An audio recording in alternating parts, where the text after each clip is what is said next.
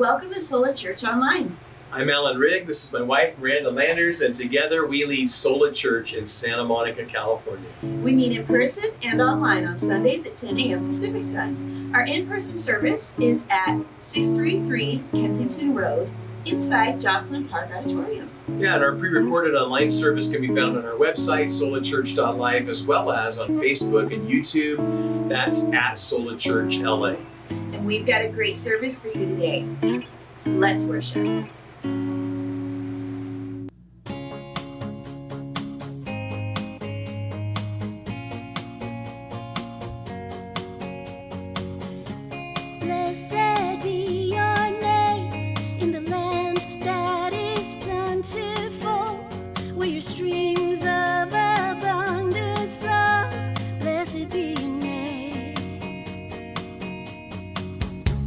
Blessed be your name when I'm found in the desert place. Though I walk through the wilderness, blessed be your name.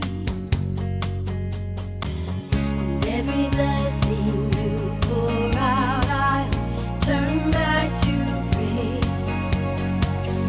When the darkness closes in, Lord, still I will say, blessed be the name of the Lord. Blessed be your name. Blessed be the name of the Lord.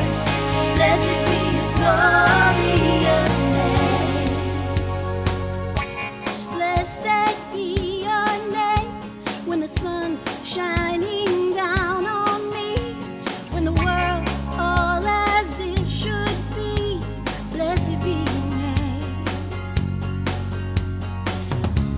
blessed be your name on the road marked with suffering, though there's pain in the offering. Blessed be your name. Every blessing you pour out, I turn back to praise. When the darkness closes in, Lord, still I will say, blessed be the name of the Lord. Blessed be your name. Blessed be the name of the Lord. Blessed be your glorious name. You give and take away.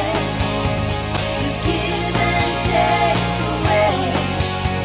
My heart will choose to say, Lord, blessed be your name. Every blessing you pour out, I turn back to praise. When the darkness closes in, Lord, still I will say, blessed be the name of the Lord. Blessed be your name. Blessed be the name of the Lord. Blessed be your glorious name. Blessed be the name of the Lord. Blessed be your name. Blessed be the name of the Lord. Blessed be your glorious name. Give and take away. Give and take away. Heart will choose to say, Lord, blessed be your name.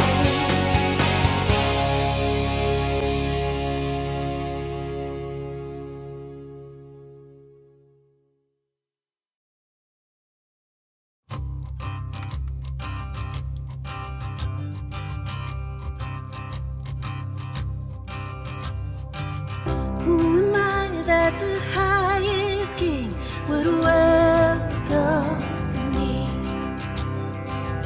I was lost, but he brought me in. Oh, his love for me.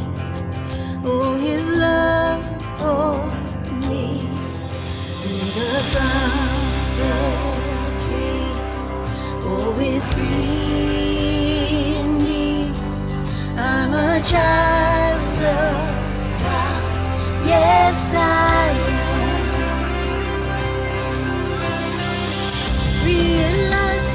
His ransom me, His grace was deep.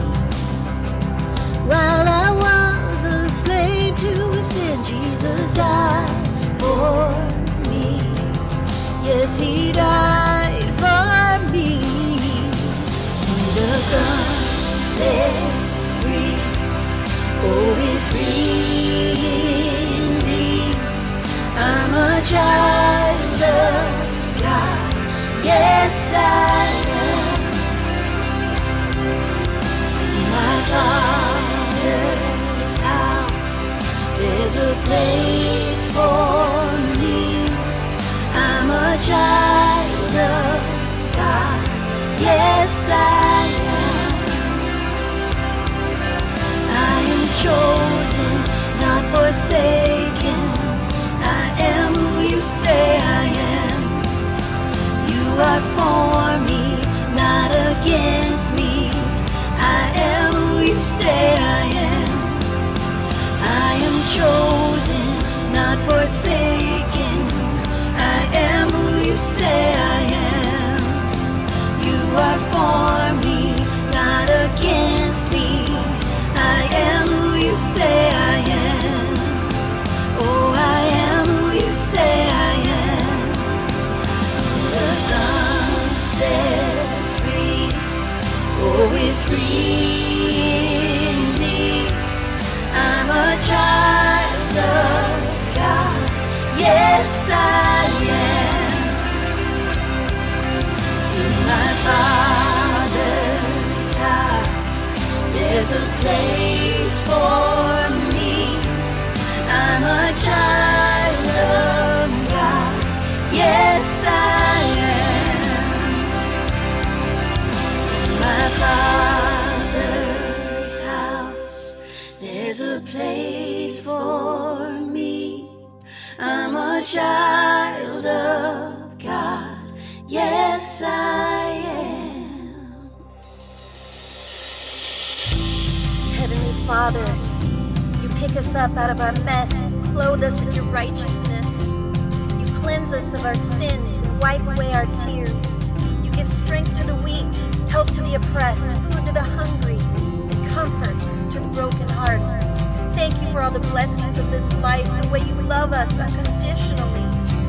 Words cannot express the wonder of your love and grace, and we worship you forever and ever and ever. I am chosen, not forsaken. I am who you say I am. You are for me, not against me. I am who you say I am. I am chosen, not forsaken. I am who you say I am. You are for me, not against me. I am who you say I am. I am chosen, not forsaken. I am who you say I am. You are for me, not against me. I am who you say I am. I am who you say I am. Oh, I am who you say I am.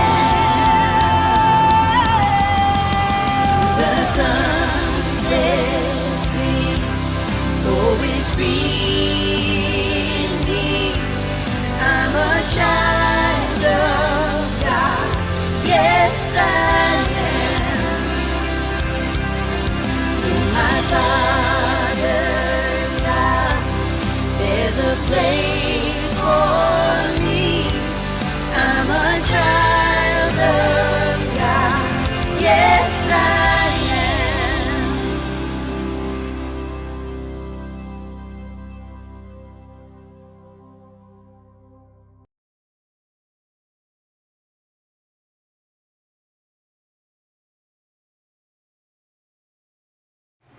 This is that time in our service when we worship with our giving.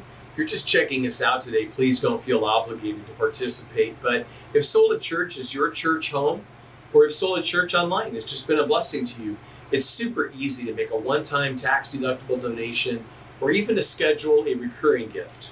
The easiest way is to scan the QR code on your screen, but you can always go to solachurch.life and click the tab at the top that says Give. We're so grateful to all of you for your support. There's that saying where God guides, God provides. We're trusting Him to do that. And we're understanding how He does that. He does that through your generosity. And so, again, we just want to thank you for that, for partnering with us, standing with us. And we're just looking forward to everything that God's going to do throughout the fall and winter and into the new year. Let's get into our time of teaching.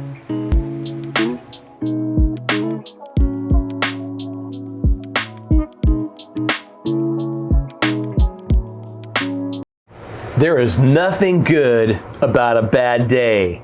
I'm not a fan. And some days go bad from the start. Like, we've got construction that starts every day about an hour before our alarm goes off right now. And then when we go to leave the house, I can't lock the front door because of a problem with the door jamb. And I can't get into the car because of a problem with the key fob. On our way to drop our daughter off at school, there are lane closures and reckless drivers who will turn any direction from any lane, who are convinced that traffic signals are only suggestions. It is so frustrating. And doesn't it seem like days that start like that simply go from bad to worse? They do, right? I mean, you let someone in and you get no courtesy wave. You do nothing wrong and you get flipped off. Wi-Fi sucks. Your phone is blowing up with calls from unknown numbers. You can't remember that password that you desperately need. Your cell phone is about to die and you're expecting an important call.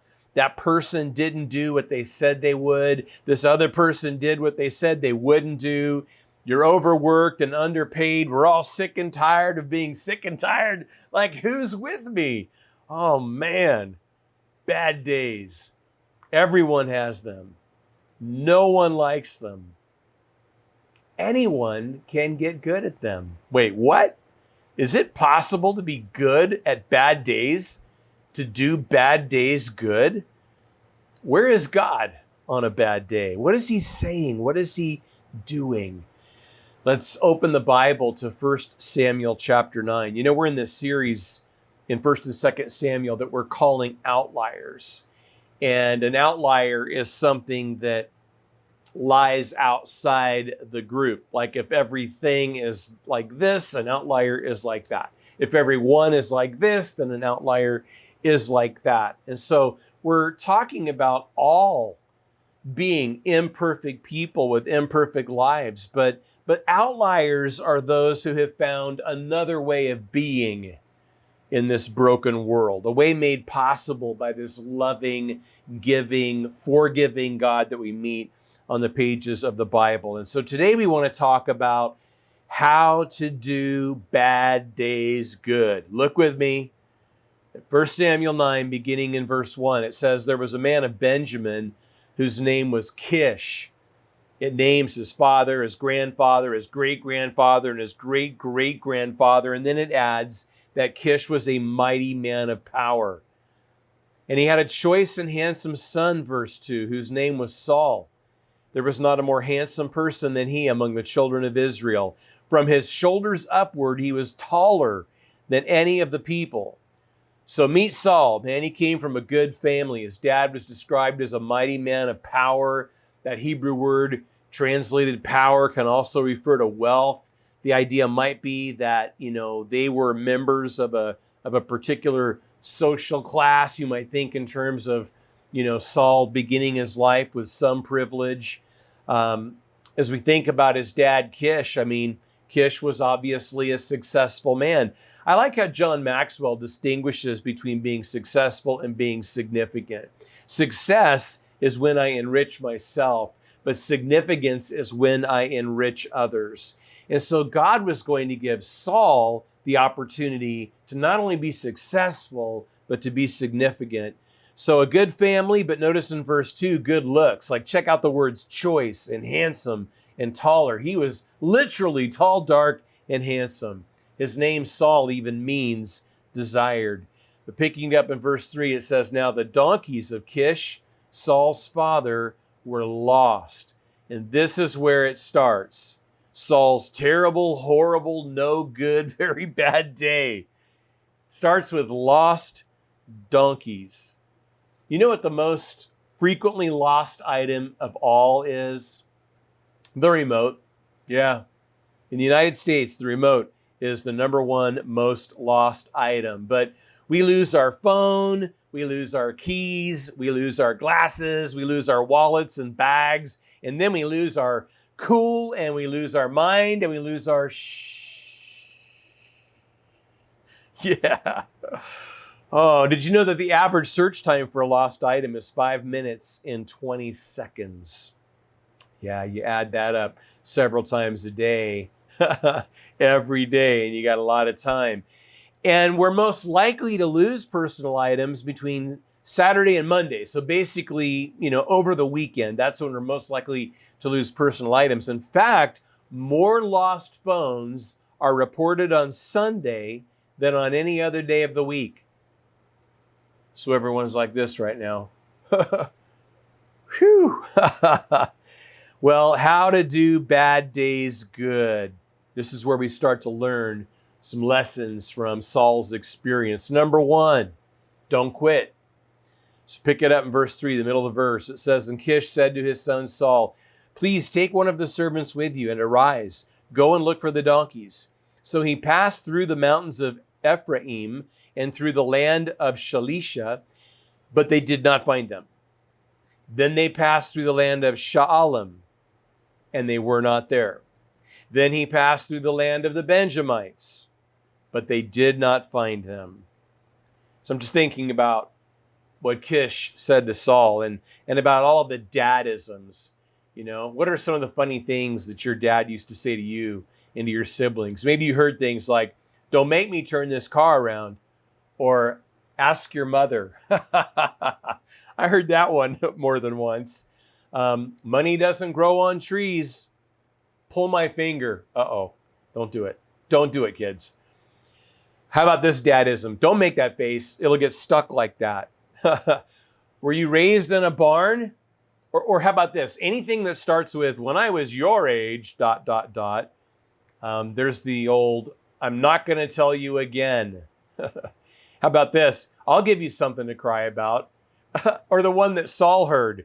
I'll give you something to do. You want something to do? I'll give you something to do.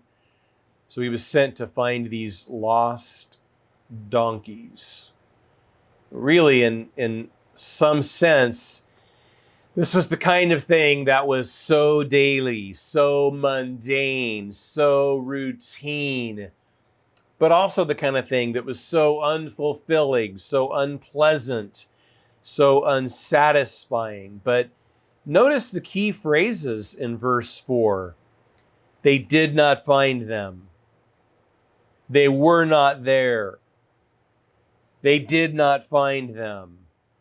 When they didn't find them in Shalisha, surely they were tempted to quit. When they didn't find them in Shaalim, surely they were tempted to quit. And when they didn't find them in the land of the Benjamites, well, it specifically tells us in verse 5 that Saul was tempted to quit, but they didn't quit. They decided to try a different approach, as we'll see in verse 6, but they didn't quit. So if we're going to do bad days good, we can't quit either. There's that old saying, how do you eat an elephant? One bite at a time. Well, how to find lost donkeys? It's the same. It's that idea of just do the next thing. Maybe you've heard that saying, it's always too soon to quit. I like that saying. With that in mind, don't give up on your day. Don't be quick to give up on a project. Don't be quick to give up on a relationship. Now, obviously, there are times when we have to move on from something or even from someone. But as a rule, more often than not, it's too soon to quit. And when you think about where the storyteller is taking us, by the time we're done this morning, we are going to see Saul anointed first king of Israel. Saul had no way of knowing when he was out there looking for lost donkeys that he was going to have the opportunity to be the king of Israel. So, Saul, he thought he was the one doing the looking. And the truth is that he was the one being looked for. If you have some seemingly mundane thing to do today, something that's just so routine, give yourself to it. Put your best into it. You just don't ever know where it's taking you. How to do bad days good? Well, number 1, don't quit. Number 2, be kind. Look at verse 5. When they had come to the land of Zuph, Saul said to his servant who was with him, "Come, let us return, lest my father cease caring about the donkeys and become worried about us." And he said to him, "Look now, there is in this city a man of God." This is the servant speaking to Saul. This man of God is an honorable man. All that he says surely comes to pass. So let us go there. Perhaps he can show us the way that we should go. Wasn't ready to give up. And Saul said to his servant, "But look, if we go, what shall we bring the man? For the bread in our vessels is all gone. For there is no present to bring to the man of God. What do we have?" And the servant answered Saul again and said, "Look, I have here at hand 1/4 of a shekel of silver. I will give that to the man of God to tell us our way." And then it's like parenthetical in verse 9, like a footnote. "Formerly in Israel, when a man went to inquire of God, he spoke thus, 'Come, let us go to the seer.' For he who is now called a prophet was formerly called a seer." So again, sort of a footnote. Seers, prophets, man of God, interchangeable titles for someone like Samuel. And then Saul said to his servant in verse 10, "Well said, come, let us go." So they went to the city where the man of God was. Now, this as yet unnamed man of God, of course, was Samuel. And it's totally weird that Saul didn't know who he was. Samuel was this national figure. And to me, it's kind of like somebody not knowing who Billy Graham was. I suppose nowadays, it might not be impossible to find someone who doesn't know who Billy Graham was. But it would probably be difficult. And there was a time when everyone knew who Billy Graham was. And I just feel like everyone should have known who Samuel was. It makes me wonder about Saul, especially because I know the Saul story. Maybe you do too. Maybe you've read 1st and 2nd Samuel before. And Saul has some struggles for sure. But what I see at this point is not someone who's hostile to spiritual things, just someone who's maybe more or less indifferent. It just wasn't on his radar. Reminds me a lot of the people that we meet here in Santa Monica. Good people, great neighbors, people who by and large are not hostile. We've encountered some hostility, but by and large, people here are not hostile about spiritual things. There's just a lot of indifference. It's just not on their radar.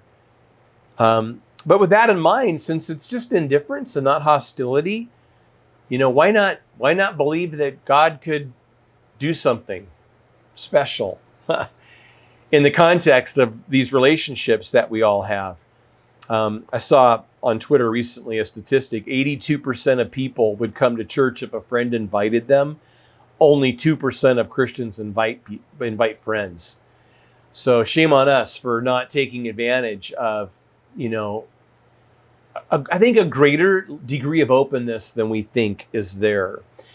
But getting back to the topic at hand, this idea of doing bad days good and the importance of kindness. I love how Saul was concerned about his dad. He realizes that they've been gone long enough that his dad is going to stop worrying about the donkeys and start worrying about his son and his servant.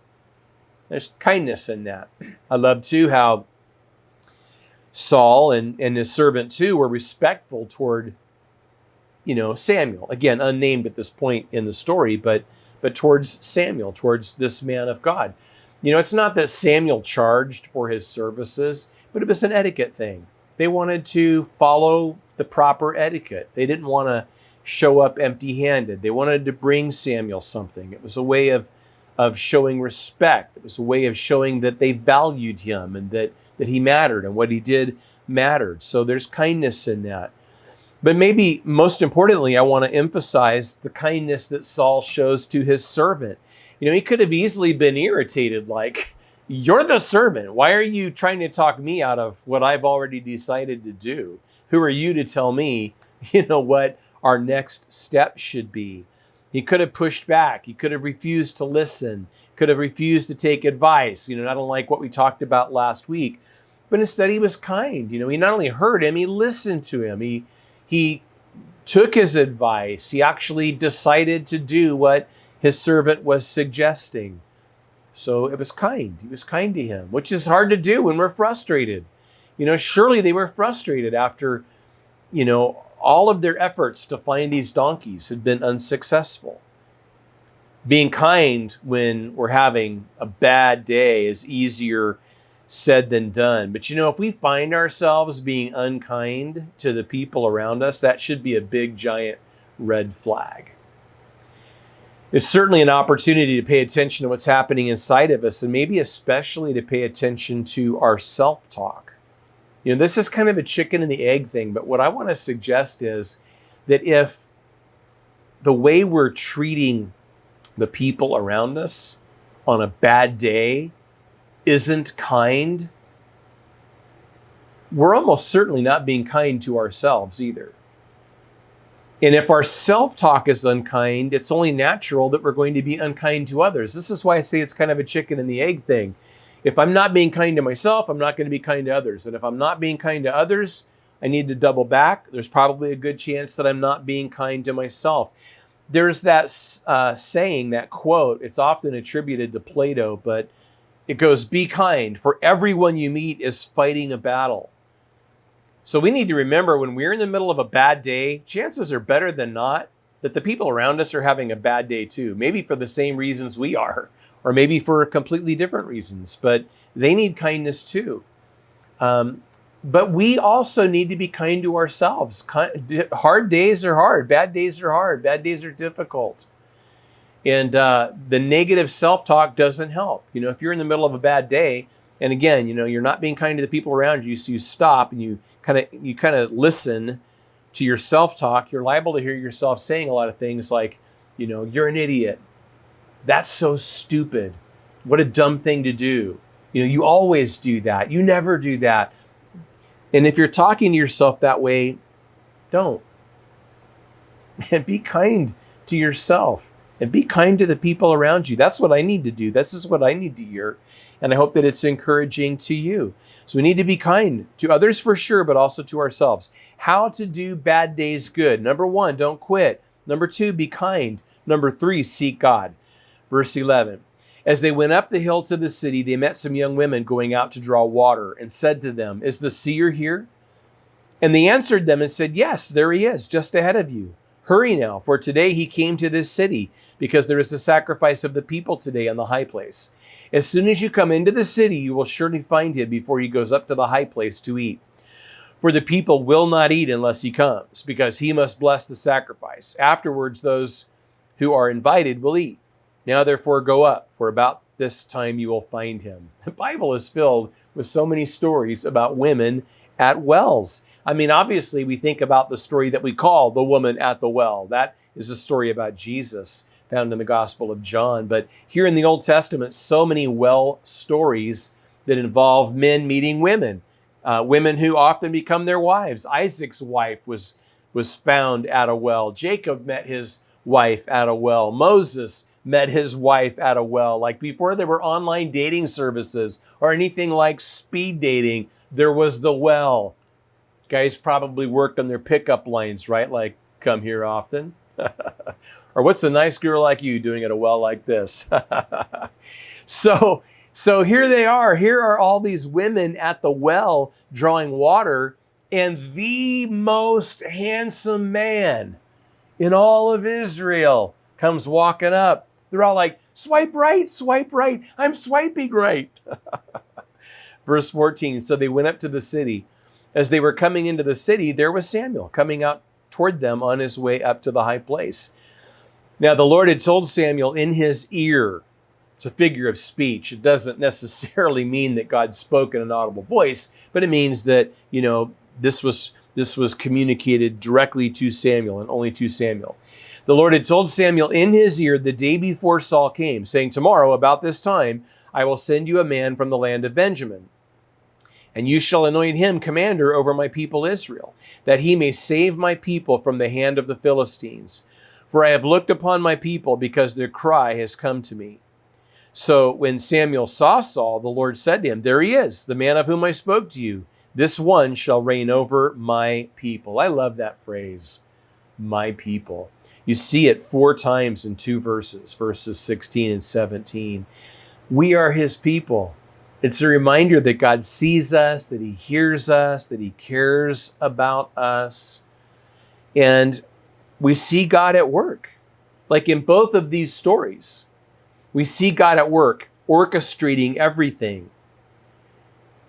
You know, the women at the well at just the right time. Women who happen to know that Samuel is there and where he is. And then, of course, Samuel, having heard from God the day before that this was all going to happen, and then hearing from God again as it's happening. So, you know, you see it both in the natural, you know, looking for lost donkeys, drawing water, that's the daily, it's the routine, it's the mundane. And then God speaking in some sense directly to the prophet. I mean, that's the supernatural. We have the natural, the supernatural. But seeing the supernatural in it and seeing the effort that Saul and his servant were putting into seeking God in the person of Samuel, you know, seeking God, seeking a word from God from the prophet. They're seeking God. And how we need to seek God too. I mean, in a proactive sense, knowing that we're going to have bad days and knowing how good it is on good days and bad, both. You know, we want to be seeking God in his word, reading the Bible, you know, reflecting on it, and also in prayer, right? We want to be taking that time to just connect with God in prayer. I can't tell you how many times, though, like thinking specifically, not only of a bad day, but specifically when something is lost, like the donkeys. I can't tell you how many times I've been looking for something that's lost, and I have finally stopped and prayed, only to find it soon after, sometimes immediately after. It's happened too many times for me to think that that's a coincidence. Now, I don't mean to say that every time I've prayed, I've immediately found something. That wouldn't be true. Sometimes I never find the thing I'm looking for at all. But I am saying that it is stunning. It is shocking. It is more than coincidental how many times I have found it soon after. So, but, you know, what I'm suggesting now, though, is that if we're going to do bad days good, this is one of the key things we've got to do. We've got to seek God, and we can do that in prayer. I was listening to a podcast recently where it was talking about not just prayer in the way we normally think of it and practice it, where we're talking to God, but it was talking about listening prayer, where we're listening to God. And then it was even talking about what the guest on the podcast called stillness prayer. Just being still. Just being still. I remember reading a book on prayer. It's called How to Pray by R.A. Torrey. And as I recall, it was in the first chapter of that book that Torrey suggested that before we even begin talking to God, we simply practice what the guest on the podcast called stillness prayer. Torrey suggested just being still and waiting until we have a consciousness of the presence of God, and maybe only then beginning to speak. So there's a place for this stillness prayer. And I think it might be one of the best things that we could possibly do in the middle of a bad day, would be to stop. The guest on the podcast suggested, different context, but totally transferable, suggested taking like 20 or 30 minutes a day to just be still, to just take a break from everything, to just press the pause button fully and completely.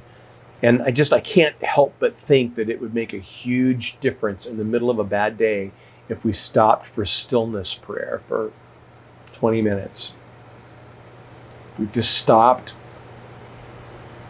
and we're still, caught our breath, maybe closed our eyes, and waited on the Lord.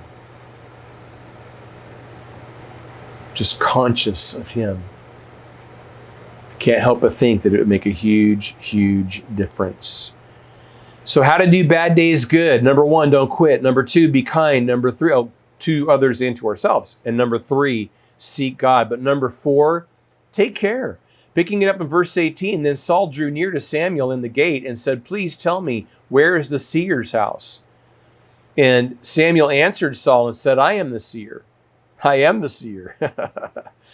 Go up before me to the high place, and ye shall eat with me today. And tomorrow I will let you go, and will tell you all that is in your heart.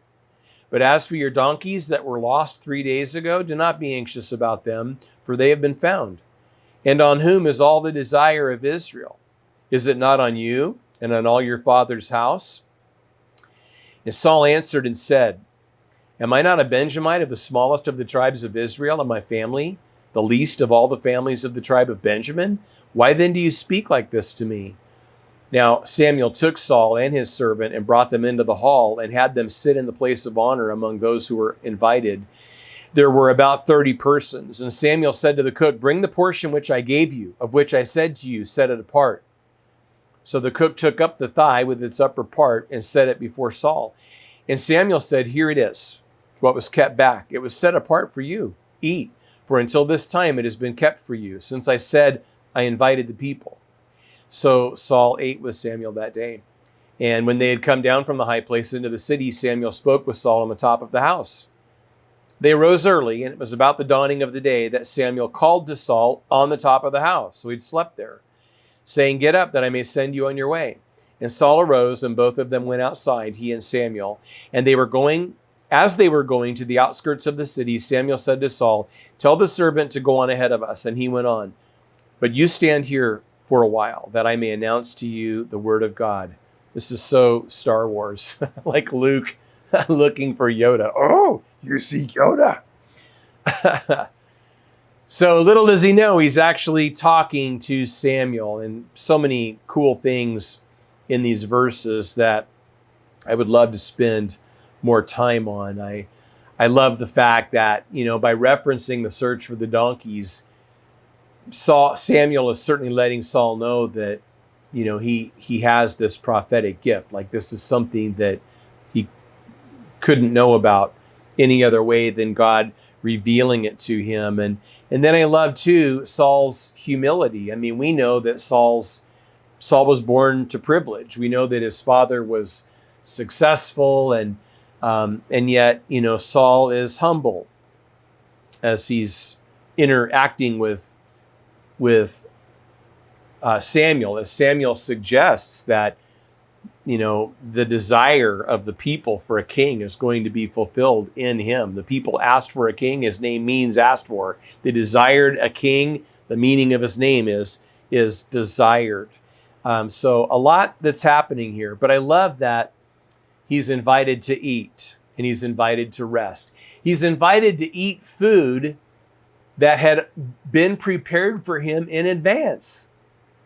The storyteller goes out of his way to make it clear that this food had been prepared for Saul, and it had been set aside for Saul before Samuel even knew for sure who Saul was. So he's to eat this food that was prepared for him, but then he is to rest. They have this conversation on the rooftop, and then in the morning, Samuel wakes Saul up on the rooftop. So he slept on the roof. That wasn't unusual for them to have outdoor space on their roof. We see a lot of that here in West LA, right? Santa Monica, the whole West Side. You see lots of places that have outdoor space on the roof. So these ancient dwelling places were very much like that. And so it's likely that just as the food had been prepared in advance for Saul, so too this bed had been prepared in advance for Saul on the rooftop. But eat, rest, it's about self-care. So listen, when we're having a bad day, man, it is so easy to, like at work, it's so easy to take a working lunch and no break, or it's so easy to skip lunch altogether. So we're not getting any rest, or we're not getting any food. Self-care is important every day, but especially on a bad day. Like when you're having a bad day, what is your body telling you? Is it telling you that you need a break? that you need a snack, that you need a cold drink, that you need a nap, that you need exercise? Like, what do you need? Prioritize that. On a bad day, instead of moving self-care to the bottom of the list, we may need to move it to the top of the list. How to do bad days good. Don't quit. Be kind. Seek God. Take care. And then finally, choose hope. Look at chapter 10, verse 1. Then Samuel took a flask of oil. Remember, this is the next morning. Servant's been sent on ahead. It's just Samuel and Saul. Samuel took a flask of oil and poured it on his head and kissed him and said, "Is it not because the Lord has anointed you commander over his inheritance?" He's anointing him in this private ceremony. He's anointing him the king of Israel. Samuel, the kingmaker. How could Saul be sure? Really, seriously, Yoda pours oil in your head. How can you be sure that this is to be taken seriously? And so in the verses that follow, I'm going to let you read these on your own, but in the verses that follow, Samuel gives Saul 3 signs. He speaks about 2 men he'll encounter by Rachel's tomb in verse 2, 3 men that he'll encounter by a terebinth tree of Tabor in verses 3 and 4, a group of men that he'll encounter by the town, beginning in verse 5. So these 3 signs, a tomb, a tree, a town, all of them happen, assuring Saul that all this is real, that all this is true. But of the 3, the tomb, the tree, the town is the most significant because it was there in the story that you're going to read later by yourself, that God makes Saul another man, verse 6, gives him another heart, verse 9. A new man, a new heart. Talk about a turnaround. I mean, this doesn't just go from a bad day to a good day, but Saul is a new person. And then picking it up in verse 14, he's home. And Saul's uncle said to him and his servant, "Where did you go?" So he said, "To look for the donkeys. When we saw that they were nowhere to be found, we went to Samuel." And Saul's uncle said, "Tell me, please, what Samuel said to you." So Saul said to his uncle, "He told us plainly that the donkeys had been found. But about the matter of the kingdom, he did not tell him what Samuel had said." Interesting, right? He didn't mention the king stuff at all. Well, lost donkeys in your life? It might be anything. But you relate. Just like Saul was sent to find these lost donkeys, and just like it became this giant pain and wasn't working out, wasn't going well, wasn't going right. Everything was going sideways. Maybe you're in the middle of something like that right now. And part of what I want to say is that sometimes, like you got to know this, you got to believe this, that sometimes big dreams are born on bad days. Some of your best ideas will come in the form of solutions to problems. The dreamy can come about in the midst of the dreary. Will you trust the providence of God in all things? Think about that oft-quoted verse, Romans 8, verse 28. I don't have it here in front of me other than the reference, but it's that verse that says that all things work together for good in the lives of those who, are called by God. So you just wonder if later, if anyone saw Saul and Samuel together and were they to ask, like, how did you two meet? And Saul might have said, well, it was a terrible, horrible, no good, very bad day. But God had a call on his life, and God has a call on your life, and he's preparing you for it, and he's preparing it for you on good days and on bad. So you know what I'm learning? I've said it before. I'm going to say it again. I'm doubling down on this idea. There are only so many zippity-doo-dah days in life. Master those, and you've got nothing. Do good days good, and you've got nothing. But learn to do bad days good, and then now you've really got something. First of all, because you're going to have lots of them. And secondly, because so few people do. So few people master bad days. You want to have something? Get good at doing bad days. How to do bad days good. Don't quit. Be kind, and not only to others, but to yourself. Seek God. Make space for the divine in the midst of your bad day. Take care. Practice self-care. Choose hope. Man, choose hope over despair. Choose to be hopeful that even in the midst of the most daily, mundane, routine things in your life, this God who is outside time and space is at work in ways that you just can't even begin to imagine. Well, that was so good and so practical. It kind of makes me want to have a bad day. Well, don't wish for it because it's coming soon enough. And I can honestly say there is nobody better to speak on this than you, because I have never seen anybody who handles bad days better than you. Oh man, internally it sure doesn't feel like it, but thank you for that. Now it's time to fill out a Connect card. Yeah, so just go to our homepage, solachurch.life, and scroll to the bottom. It's there. It's your way of letting us know you attended online today, and also it's where you can request information about our virtual small groups.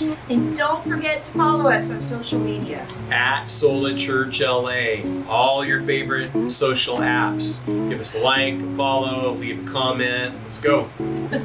And we hope that everyone has a great week, and we will see you next time at Sola Church Online. Bye, everybody.